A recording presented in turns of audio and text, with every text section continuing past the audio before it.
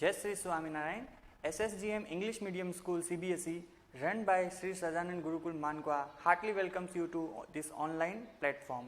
So friends, we have completed 3 parts of chapter Getting to Know Plants, and today is last and fourth part, that is we will discover the last topic of this chapter, that is flowers. Okay, till now we have discussed about stems, types of trees, roots, and also about leaves. So this is our fourth and last part in which we will discuss about the flowers. What are their roles, what are their characteristics, what are their functions, so etc etc. So we will start from flowers, that is 7.5. You are shown 3 branches of a rose in figure A, B and C. Which one will help you best to recognize the plants? Okay, so in figure A, B and C, you have given 3 types of branches.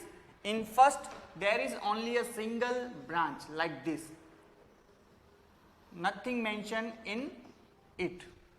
Okay, in second, there is leaf also. This is again one type of branch which has also leaves,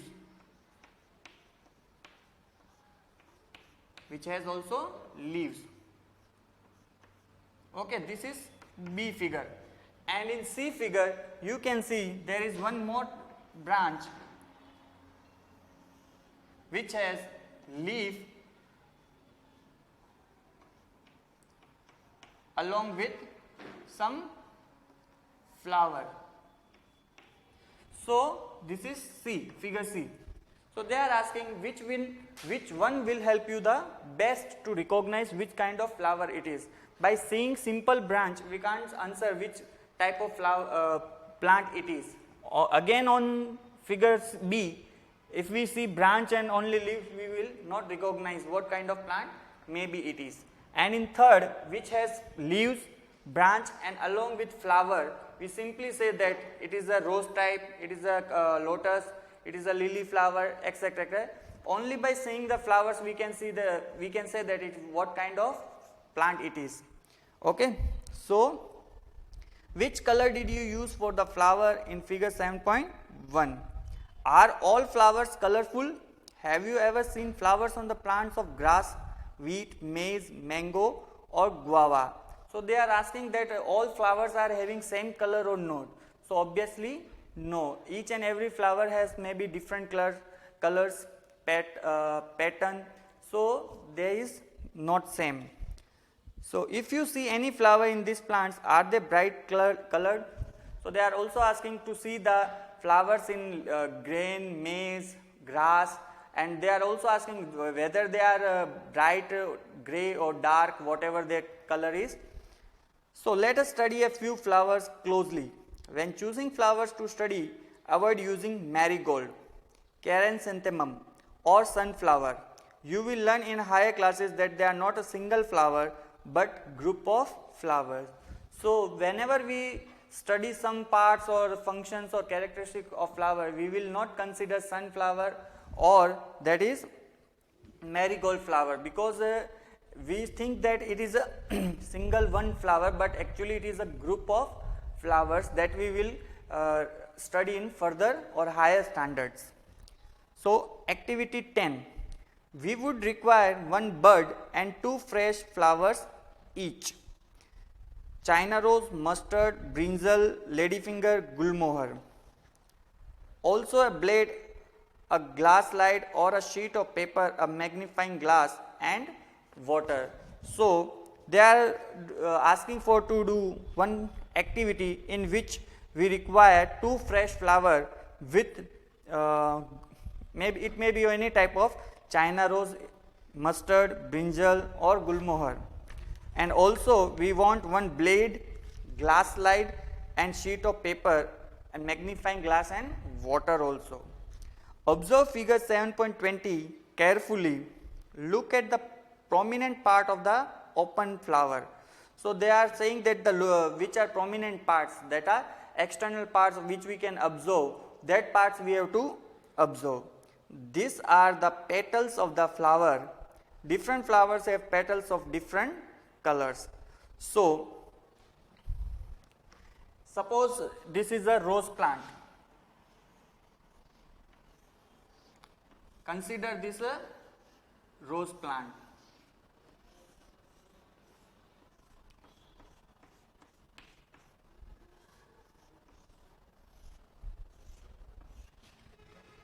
So they are using two words that are petals. These are the petals of the flower. Different flower petals of different colors. Okay. So these leaves of flower, this part or these leaves of flower are known as petals. If it is a rose flower, then it is in red in color. It may be white rose also, it may be yellow also. So flowers of same type may be also have different colors. So it may be red, white or yellow, but this part of flower is known as petals.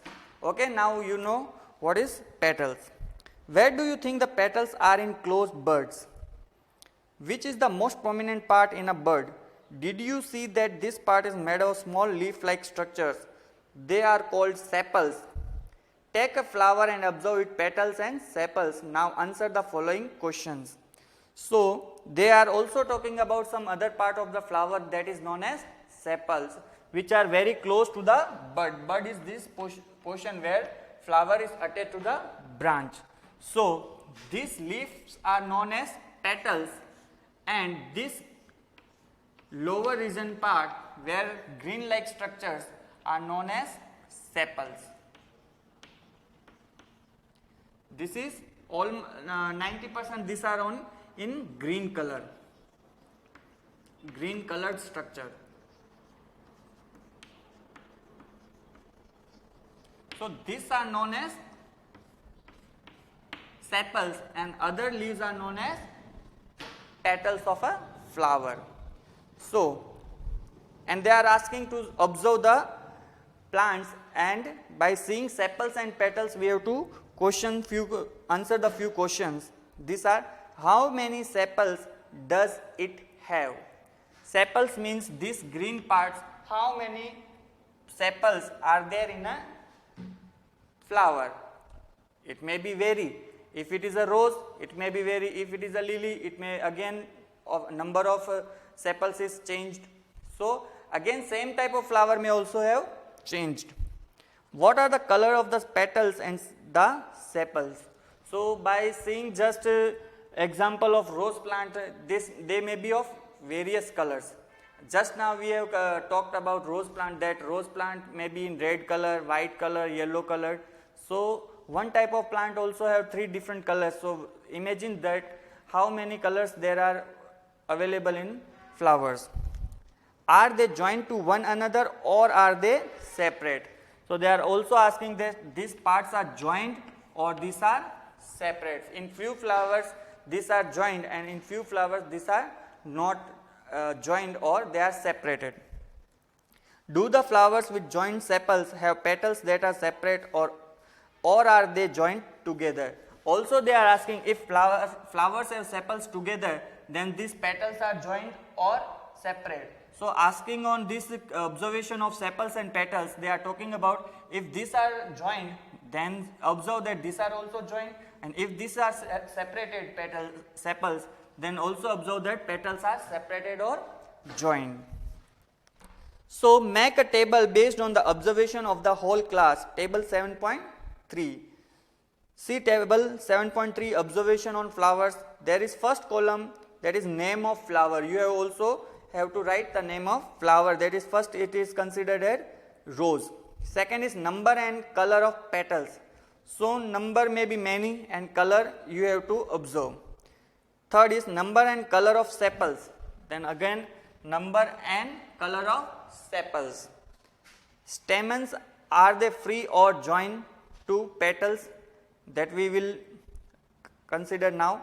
And pistil present or absent, that we also look forward now. So make a table based on the observation of the whole class. Add observation to this table from field trip to locality where there are plants with flowers. Fill the last two columns after you have gone through the entire section. So they are also asked in this that the last two columns we will consider only after completing this section of flowers. To see the inner part of the flower clearly, you have to cut it open. Okay. So while we observing this flower, we want to see clearly, then we have to cut these flowers. That's why they are in the beginning they said that you have to take one blade, glass sheet, etc. So to see the inner parts of the flower clearly, you have to cut it open if its petals are joined. For example, in Dhatura and other bell-shaped flower, the petals have to be cut lengthwise and spread out so that the inner parts can be seen clearly. So they are saying that in Dhatura plants, the petals are joined, that is, these are joined. I think this is shaped like this. This is the shape of Dhatura plant. So these petals are joined, all petals are joined. Okay, so we have to cut lengthwise. Lengthwise means this way we have to cut and observe the Dhatura plant or flower. So remove the sepals and petals to see the rest of the parts. If we want to see what is actually inside the flower, we have to remove these petals, and there are some sepals also, green like structure. We have to also remove these sepals also.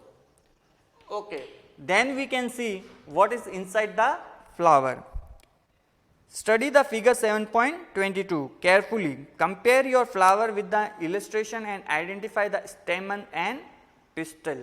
So again they are saying that after removing this outermost parts that are petals and sepals, we will observe what is inside the flower, and they are asking to observe the stamen and pistil. So next question will be what is stamen and what is pistil. Now till now we have completed with petals and sepals. These are the two most parts of the flower.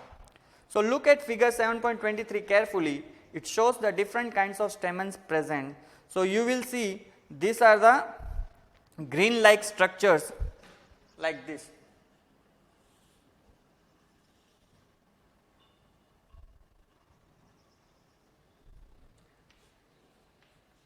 Stamen, anther and filament. This is male part. So they are talking about two main parts of flower which are inside the sepals and pattern. That is, first one is stamen. Okay, stamen is a male part of a flower that we will consider now. So look at figure 7.23 carefully. It shows the different kinds of stamen present in different flowers. Can you recognize both the parts of the stamen in your flower? How many stamens are there in your flower? Draw one stamen and label it parts. So there are different types of stamens present in your book.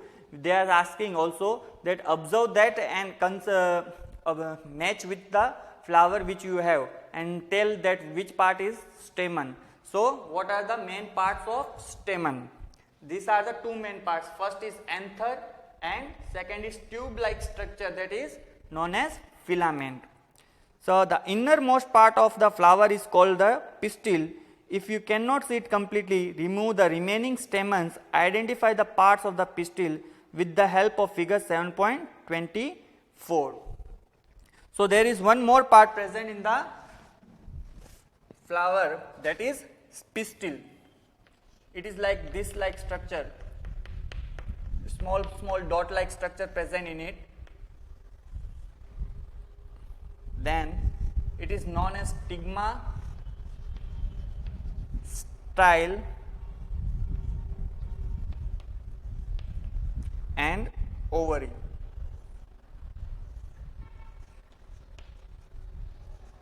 Female part. This is male part. Okay.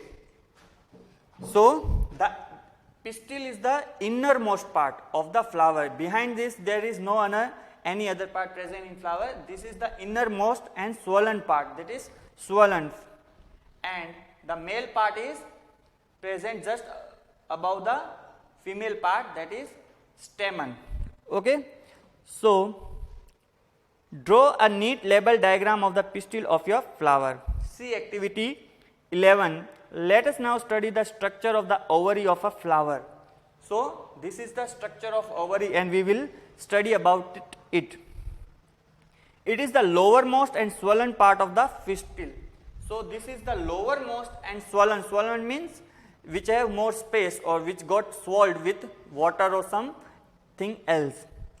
So look at figure 7.25a and b carefully to understand how to cut the ovary of a flower. So we will cut the ovary of a flower in two ways.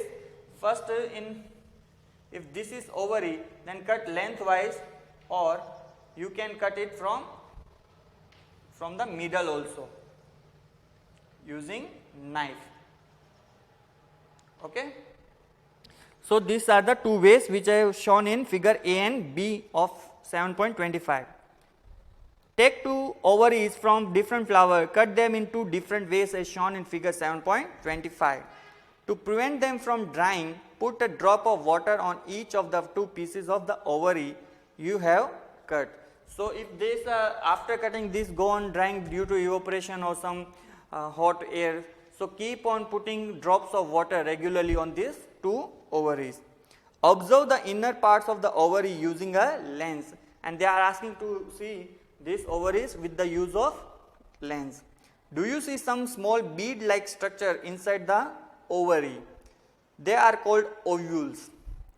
Draw and label the inner parts of the ovary in your notebook. So after cutting this ovary, you will see, observe with the magnifying glass that there are small dot like structure that are known as ovules, which are present inside the ovary. These are similarly to like eggs, like females have eggs. So this pistil will have ovules. On your field trip, try to find out the names of as many flowers as you can by asking the gardener or any other person. Remember not to pluck more flower than you need. Based on what you have filled in table 7.3, answer the following question. So when you visited a field trip and observe different types of flowers, and you also not have to pluck the flowers more than they need, and we have to complete also the table which we have talked about just earlier. So do all flowers have sepals, petals, stamen and pistil? So first question is, do all flowers have this sepals, petals, pistil and anther? So it is necessary that all the flowers will have these all four parts? No, not at all. So some flowers may have, some flowers may not have. Again, are there flowers that do not have any of this? Are there flowers which have parts other than this? So are there flowers which have parts other than this? Almost I think all these four parts are only present in the flowers, not other than this.